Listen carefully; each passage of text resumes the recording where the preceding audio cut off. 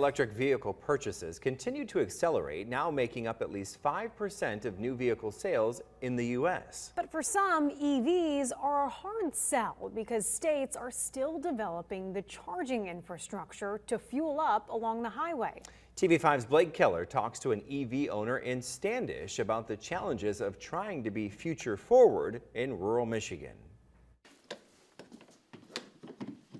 Nick Schmidt is fueling up his cars. Not with gas, but electricity. I'm always interested in technology. The future on full display at Nick and Alicia's Standish, Michigan home with their Tesla, geothermal field, and solar panels. Huge geek.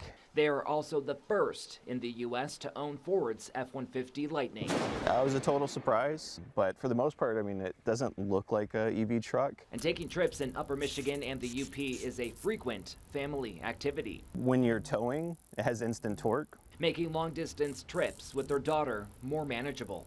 We were driving back and forth a lot, so some of the autonomous driving features were really beneficial for us on those long road trips. But at times, those trips aren't as electrifying. We've been in northern Michigan and had issues finding working functional chargers. On top of lagging infrastructure, there's often range anxiety for EV owners. The F-150, this edition, I think we've pushed it to maybe 250, 260 miles.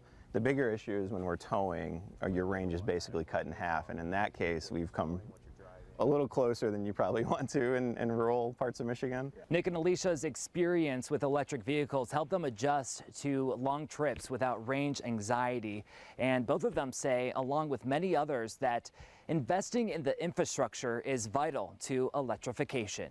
And that's exactly what Consumers Energy wants to do. Jeff Myram is Director of Electric Vehicle Customer Products. And so we are working on and partnering with Eagle in the state of Michigan on getting fast chargers every 50 miles along all of our major 4 lanes, and then also expanding that network so that there's fast chargers even out and about in the rural areas. Consumers Energy wants to power 1 million EVs within Michigan by 2030.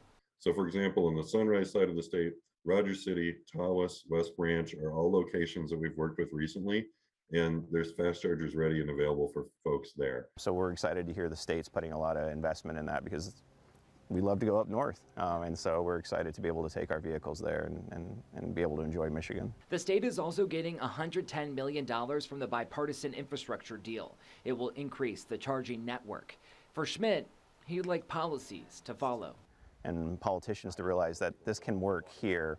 And I think that's maybe something that we've done a poor job with, is we focus so much on urban settings, the city, EVs in this location or electrification in this location. This is America, this is Standish, Michigan, and we need to be able to talk to both sets of those people. But both Nick and Jeff say, despite some challenges, they believe Michigan is leading the charge, literally, in electrification development. So I would say we're exceeding it. It's actually taking off faster than most predictions 5 years ago. With GM and Ford investing so much money in electrification, it could be a second revolution for Michigan as we think about this next step. A revolution that'll have you saying, yeah, we won't go back. In Standish, Blake Keller, WNEM, TV5.